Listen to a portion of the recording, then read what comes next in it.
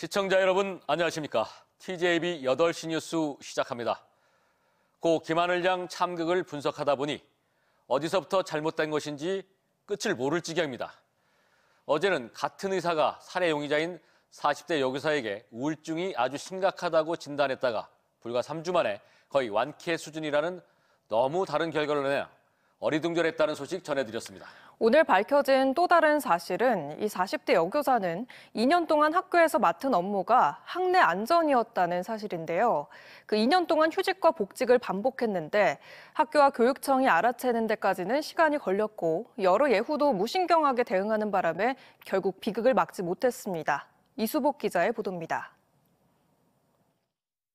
지난 10일 대전 서구 관저동의 한 초등학교에서 김하늘 양을 숨지게 한 40대 가해교사 A씨.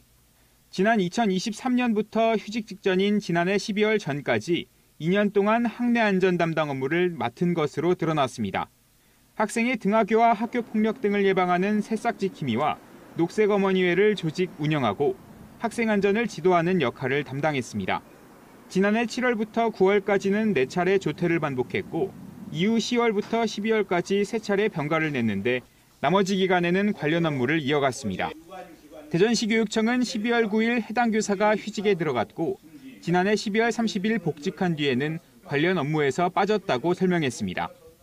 휴직 전까지는 2학년 담임 교사였으나 지난 12월 말 복직 후에는 교과 전담 교사로 근무 중으로 해당 학교가 12월 27일부터 방학 중인 관계로 실질적인 수업은 이루어지지 않았던 것으로 확인됩니다. 업무에서 배제된 A씨는 컴퓨터를 부수고 동료를 폭행하는 이상행동을 보였고 지난 10일 오전 대전시 교육청 유초등교육과장과 담당 장학사가 학교를 찾아왔습니다. 이 자리에서 교육청은 A씨가 내일부터 학교에 출근하지 말고 병가나 연가를 쓰게끔 하라며 학교 관리자에게 권유했습니다. 또 이를 받아들이지 않을 경우 교장 차원에서 경고를 주는 게 좋겠다고도 전했습니다. 질병휴직을 다시 내도록 권고하고 이에 응하지 않을 경우 직권면직이나 질병휴직 심의위원회를 여는 방법도 학교에 안내했습니다. 학교 관리자는 이 같은 소식을 A씨에게 전했는데 이후 비극이 벌어졌습니다. 대전시 교육청은 연가나 병가를 강제한 게 아니고 분리를 하기 위한 조치 과정이었다고 설명했습니다. 해당 학교에서 근무하는 동안 A씨에 대한 교육청의 상담 치료는 없었던 것으로 확인됐습니다. TJB 이수복입니다.